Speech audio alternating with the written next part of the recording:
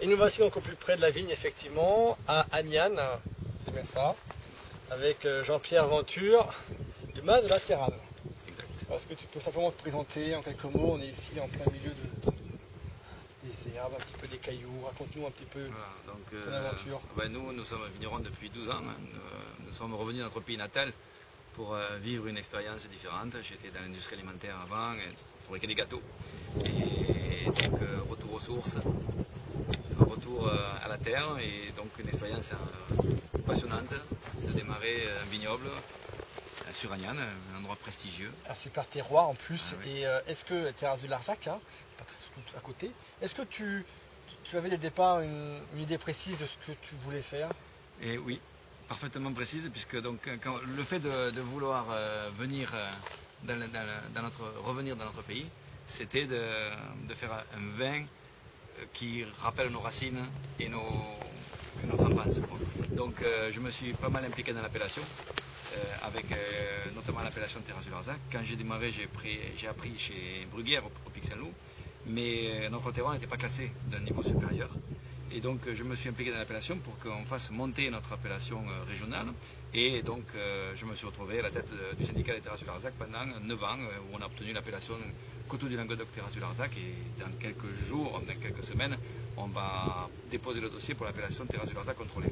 Donc le but était de faire donc, des vins avec les cépages traditionnels du Languedoc, en n'oubliant pas les vieux cépages que sont le Carignan et le Cinsault, comme cette vigne de Cinsault qui est assez âgée, qui donne des vins formidables à condition qu'on la maîtrise. C'est pour ça qu'on laisse pousser l'herbe naturellement pour diminuer les rendements et pour qu'on ait une vigne avec un équilibre de rendement suffisant. On sera en culture bio, c'est ça, très rapidement? Voilà, alors, ça fait plusieurs années qu'on travaille en bio ou en biodynamie, mais tant qu'on n'a pas signé le contrat, on ne peut pas le revendiquer.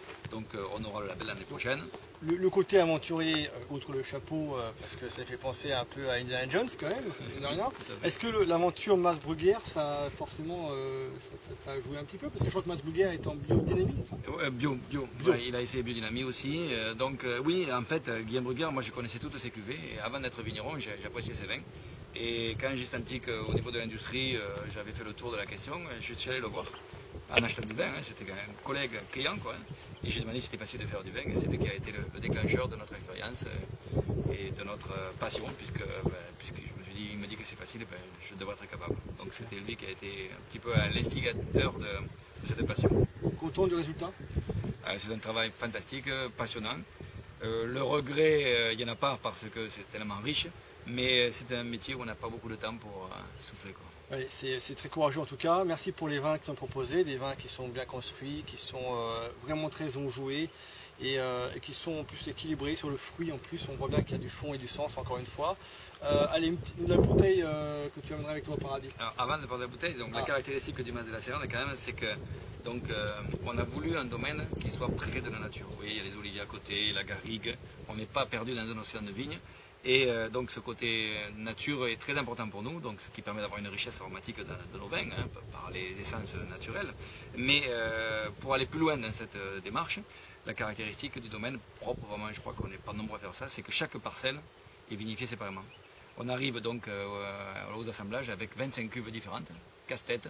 Hein, c'est passionnant parce que chaque fois c'est un nouvel enjeu, un nouvel challenge. Aventure. Mais c'est vrai que chaque année on se remet en cause complètement, ce n'est jamais la même formule d'assemblage. Chaque année, en fonction de millésime, forcément, on va trouver ce qui nous paye le plus pour trouver pour chercher ce qu'on a envie de faire. Voilà. Donc ça, c'est la caractéristique. Donc beaucoup de petites cuves.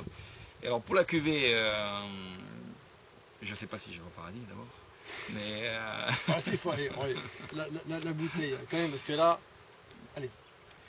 Moi, j'ai été impressionné il n'y a pas très longtemps à Limoges, chez Jérôme Guilleneuf, par Jamais 91.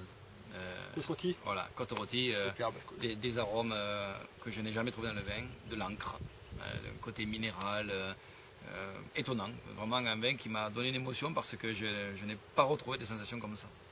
Bravo, merci encore et puis à bientôt. Merci de votre visite.